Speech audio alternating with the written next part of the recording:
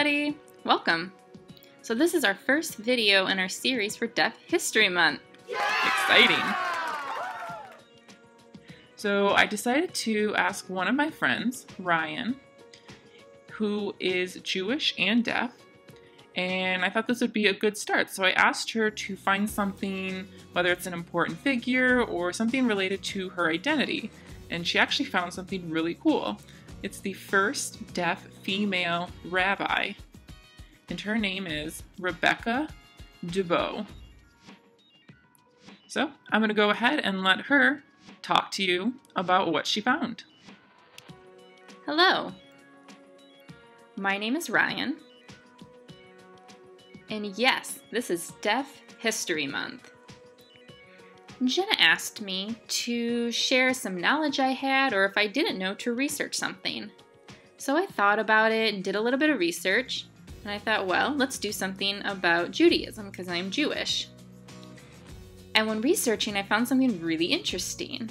I know that there are a lot of rabbis, many of them, and then I thought, well, what about deaf rabbis? And yes, there's still quite a few, but what about female deaf rabbis? Because I'm a woman. And yes, there are. There's the first female deaf rabbi, and her name is Rebecca Dubow. She first became a rabbi in 1993 at an American Reform Seminary, which is called the Hebrew Union College Jewish Institute of Religion. So she was born deaf. She's very much involved in deaf culture. She's a fluent signer, and she can speak and read lips as well. She was born and raised in California on the West Coast in Los Angeles. So I wanted to research what, motivated her. What was her passion for becoming a rabbi? Well, apparently her family went for summer vacation to Israel. And when she went there, she just fell in love with Israel, the community, just the natural environment, and especially when she was talking with her family members. Specifically, she was talking with one family member, and they didn't speak English, they only spoke Hebrew. But still, she was able to understand their stories, and that person actually was a Holocaust survivor.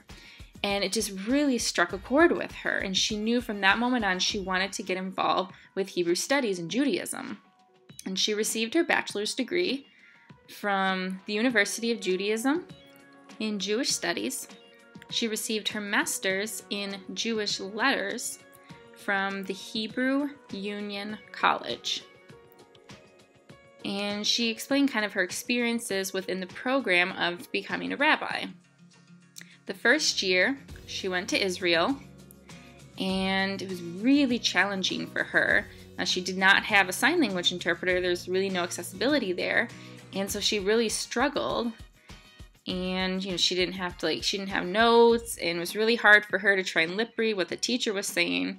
And the professor, has a really large beard, which makes it even harder for her to be able to read his lips. So she couldn't really see his mouth properly, and she struggled. But she made it through the first year, and she eventually graduated college. But it was really challenging applying to the different temples because she's deaf. But she went ahead and applied to about 20 different places, and she received back 2. One was from a Reform college, and one was from a more conservative. And she decided to pick the Reform college just because she felt that it would be easier. Not necessarily the work, but she felt they would be more open-minded. And that's where she picked, which was in New Jersey, and it's called the Anshe Emeth Memorial Temple in New Jersey. And she was there for 4 years, from 1993 until 1997. And also she became an associate rabbi while there. And once that was done, she had a wonderful opportunity to become a rabbi back in California.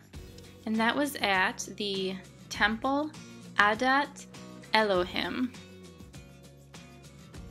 And that again is in California. So she went there to California, and she ended up getting married, and now has 2 daughters with her husband, and all of them are deaf. They use sign language, and they use spoken English as well, which is interesting. She became very involved within the deaf community, very involved with a specific organization called the Washington Society of the Jewish Deaf, which is here in DC, which is where I'm from, the DC, Maryland, Virginia area. So she comes for special conferences. She will visit and often lead the Shabbat services, different celebrations, all together with this organization, and it's an honor to be involved in that group. She's also on the board of another organization, which is called the Women's Rabbinic Network. And that organization is specifically for female rabbis within the Reform Judaism to be involved with different aspects of the community. They have a lot of different blogs, and they're actually very well known within the Jewish community and within the deaf community who are Jewish as well. So it's really fascinating. It's just very inspiring. Thank you. Okay, hopefully you enjoyed Ryan's video and all of the information. That was really cool. I learned a lot about being deaf and Jewish, different perspective. So hopefully you guys learned something new, and maybe now you're motivated to go out and do more research. Maybe if you're Jewish yourself, it's really interesting to learn more about your own culture and have a deaf perspective as well. So again, hopefully you enjoyed it. If you liked it, please click the like button. And remember, we will have some things down in the description, so definitely check those out. And also remember to subscribe. Yes, subscribe. Yes, we'll have more videos coming up soon. And if you can, check out our Patreon page and shoot us some support.